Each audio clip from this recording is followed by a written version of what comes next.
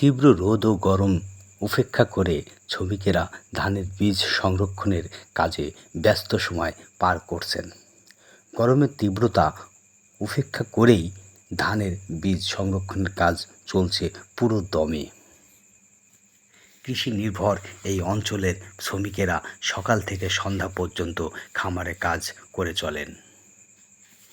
প্রচণ্ড রৌদ্রে আর তাপদাহ, তারই মধ্যে খামারের মাঠ জুড়ে ধান শুকানো, গোছানো আর বস্তাবন্দি করার কাজে ব্যস্ত শ্রমিকেরা। মাথার উপর খা রৌদ্র, তার মধ্যেই চলছে টানা পরিশ্রম। শরীর ভিজে উঠেছে ঘামে, তবুও থেমে নেই তাদের কাজ।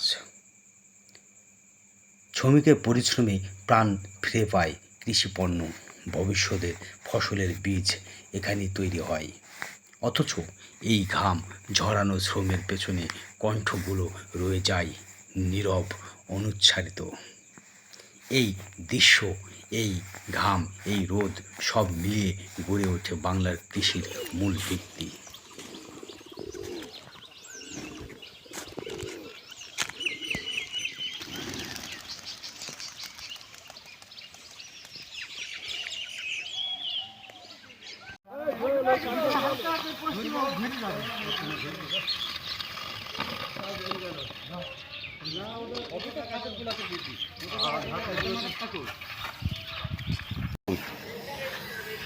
গরম গরম, তাই এরকম গরম দেখা যায়, কাজ করাই মুশকিল, খুব মুশকিল। আমি ভাবছিল রোদ আজ একটু কম আছে, কিন্তু গরম। কি মনে হয় রোদের? বিশাল রোদের ফল।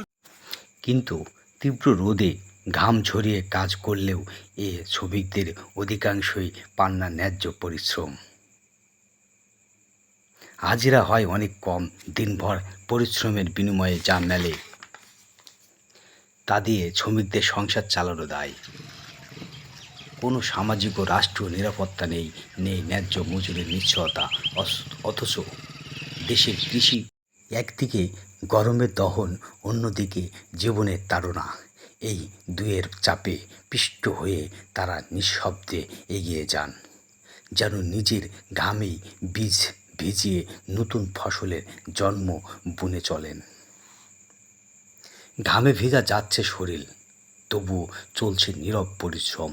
দিনভর কাজের পর মিলে মাত্র 500 টাকা হাজিরা, তাও আবার মাসের শেষে।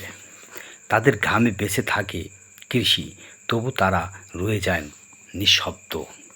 এই ঘাম, এই রোদ আর এই শ্রমিকদের নীরবতা সব মিলিয়ে তৈরি হয় বাংলাদেশের কৃষির আসল চিত্র।